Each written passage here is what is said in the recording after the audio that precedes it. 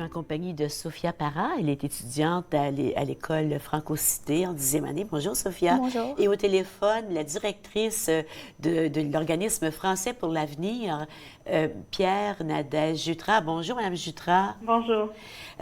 Écoutez, votre organisme, moi, j'avais jamais entendu parler de cet organisme-là. Parlez-nous un peu, présentez-nous le Français pour l'avenir. Oui, bien, le Français pour l'avenir, on est un organisme national qui fait la promotion des langues officielles auprès justement des élèves de la 7e à la 12e année à travers le Canada.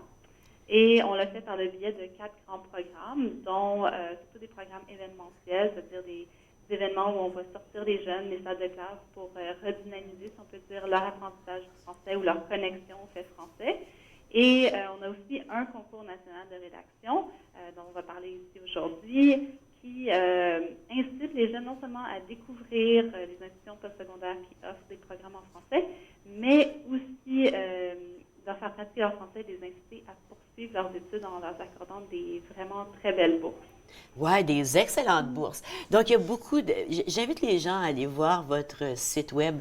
C'est français pour l'avenir, je pense, .com, mais .org. Et vous allez voir, il y a des concours. C'est pour encourager les jeunes dont le français est la langue première, mais aussi la langue seconde. C'est le français. On encourage le bilinguisme, c'est ça? Exactement, oui. Donc, tous nos programmes s'adressent à la fois aux élèves de français langue maternelle en situation linguistique minoritaire ou encore aux élèves inscrits dans un programme soit de français d'immersion ou de français langue seconde, donc intensif ou cadre.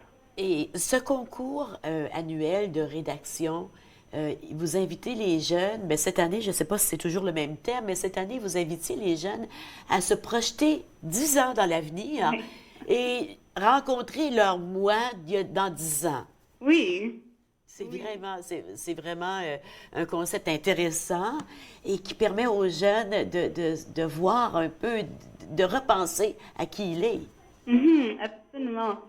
Donc, notre thème change à chaque année. Et en fait, ce thème était une suggestion de Chris Hadfield, qui était notre juge célébrité cette année.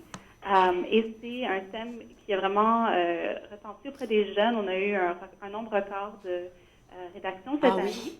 Et je trouve que c'est un exercice fascinant, justement, non seulement de se projeter dans un avenir, mais de penser à qu'est-ce qui va être important pour eux, de conserver dans leur futur. Oui, et justement, Mme Jutras, j'ai avec moi Sarah Parra. C'est Sophia. Sophia. Oui. C'est Sophia Parra. Oui. Sophia, c'est le nom de la sagesse, je devrais m'en souvenir. C'est le mot grec pour dire sagesse. Tu savais ça, hein? Oui. Alors, Sophia Parra, qui a remporté un prix, une bourse de 5 000 de l'Université Sainte-Anne. Oui, c'est ça. À Halifax. Oui. Parce que toutes les universités qui offrent des prix sont des universités qui offrent des programmes en français. Oui, exactement. Dis-moi, pourquoi as-tu voulu participer au concours? Eh bien, tout d'abord, j'ai su du concours de mon enseignante de français et j'ai voulu m'inscrire parce que, eh bien, il y avait la possibilité d'une bourse. Ça aiderait énormément pour mon avenir. Et puis, il s'agissait d'écrire. Moi, depuis que j'étais petite, j'ai toujours adoré écrire. Et puis, eh bien, il s'agissait d'écrire une lettre à moi-même dans le futur. Oui. C'est quelque chose de... C'est fascinant ce Ouais. que tu te dis. Tu dis, par exemple, est-ce que tu vis encore? Oui. Est-ce que je vis encore dans 10 ans? Et tu nous parles dans quelques phrases de ton angoisse quand tu étais petite face à la vie après la mort. Oui, je sais, c'est pas quelque chose de typique à penser. Non, mais c'est vrai, c'est bien. Qu'est-ce que tu nous Oui, dis oui. à propos de la vie après la mort? Eh bien, comme j'avais dit, depuis que j'étais petite, ça m'angoissait, genre, de savoir j'allais où après que je mourrais, comment ça allait se passer. Est-ce que je vais être réincarnée? Est-ce que je vais aller au ciel? Des affaires de même. Est-ce que tu partageais tes craintes, tes angoisses avec tes parents ou avec quelqu'un? Ou si tu gardais ça à l'intérieur? Je gardais ça à l'intérieur parce que c'est pas vraiment quelque chose de typique à penser quand on est jeune. Mais oui, c'est une question que je me suis toujours posée depuis que j'étais petite. Est-ce que tu as réglé ça un peu dans ton esprit? Ou si c'est toujours là comme question? Pas tout à fait. Ouais. C'est encore là comme question, oui. Oui. Donc, je suppose que je vais voir dans le futur. Tu te dis aussi dans ton texte, je me projette dans l'avenir et j'espère que je vais avoir commencé à réaliser mes rêves. Oui. Et un de tes rêves, c'est d'avoir voyagé et d'avoir aidé des communautés. Oui, c'est ça. Quelle communauté? Où tu veux aller? Pourquoi tu veux voyager et aider des communautés? Et bien, surtout, je voudrais aider les communautés pauvres, donc genre l'Inde, l'Afrique, les communautés qui ont vraiment besoin d'aide, qui sont pauvres, qui souffrent de malnutrition, qui n'ont pas d'éducation, des choses comme ça, parce que ça me touche vraiment qu'il y a des jeunes partout dans le monde qui ne peuvent pas avoir la même chance que moi j'ai. Donc, c'est pour cela surtout. Alors, ça, c'est une des choses. Tu demandes à ton toi dans 10 ans, est-ce que j'ai commencé à aider les gens à l'extérieur? Puis, est-ce que j'ai réussi à intégrer mon art dans mon travail? Oui. C'est parce que mon art, ça s'agit surtout le dessin, comme au crayon. J'ai toujours adoré ça, mais on m'a toujours dit, eh bien, les artistes, ça rapporte peu. Il faut avoir de l'argent dans la vie, des affaires comme ça. Donc, moi, j'aimerais être contente, donc pouvoir dessiner dans mon travail. Exactement, c'est ça, intégrer mon art, des choses comme ça. Et bon, je le souhaite. Ouais. Parce que le but de la vie, c'est un talent, il faut que tu le donnes. C'est ça qui est le but de la vie, c'est d'explorer, d'exploiter nos talents, de les donner en cadeau. Oui, c'est ça que j'aimerais beaucoup, parce que ça me rendrait très contente. Enfin, je veux continuer la vie à faire quelque chose que j'aime, vous voyez? Si Picasso, on lui avait dit ça, il n'y en aurait pas eu de Picasso. As-tu déjà pensé à ça? C'est très possible, oui.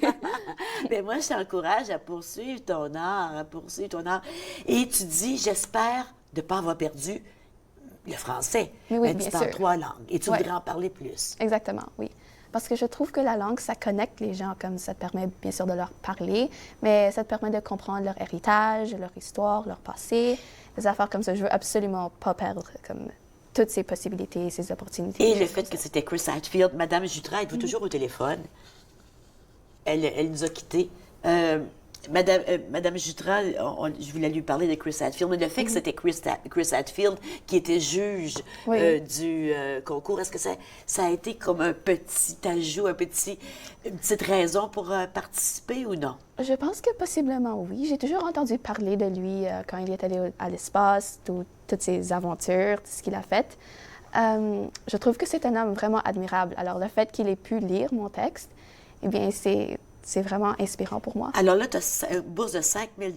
Oui. Écoutez, des universités à travers le Canada, quand on pense que la francophonie est en péril, ben je regrette, là, elle n'est pas en péril du tout, avec des personnes comme toi, des universités. Et maintenant, le Collège Boréal vient de ce premier collège qui se joint. Bravo. Merci. Qu'est-ce que tu vas faire avec cette bourse-là? Tu n'es rien qu'en 10e, là. Qu'est-ce que tu fais avec? Est-ce qu'on parce t'a que- donné l'argent ou c'est rien que si tu vas Si à j'y vais. Sainte-Anne? Oui, exactement. Si Donc, tu vas à Sainte-Anne. il faudrait que j'aille à cette université spécifique pour pouvoir réclamer la bourse. Si j'y vais encore, je ne suis pas exactement sûre parce que je me pose encore plein de questions sur mon avenir, des affaires comme ça. Qu'est-ce que je vais faire exactement? Quel programme? Donc, il reste à savoir. Mais tu sais au moins qu'il y a 5 000 $ qui t'attendent si tu décides d'aller à l'Université Sainte-Anne à Halifax. Exactement. Et oui. c'est tellement une belle ville, Halifax. Oui, Es-tu déjà allée? oui, c'est très beau. Merci beaucoup, félicitations. Et j'espère que ton moi dans 10 ans, j'espère qu'il va être aussi inspirant que ton moi présent. J'espère aussi. Merci, Sophia. OK, merci. On fait une pause, on revient tout de suite. Restez avec nous.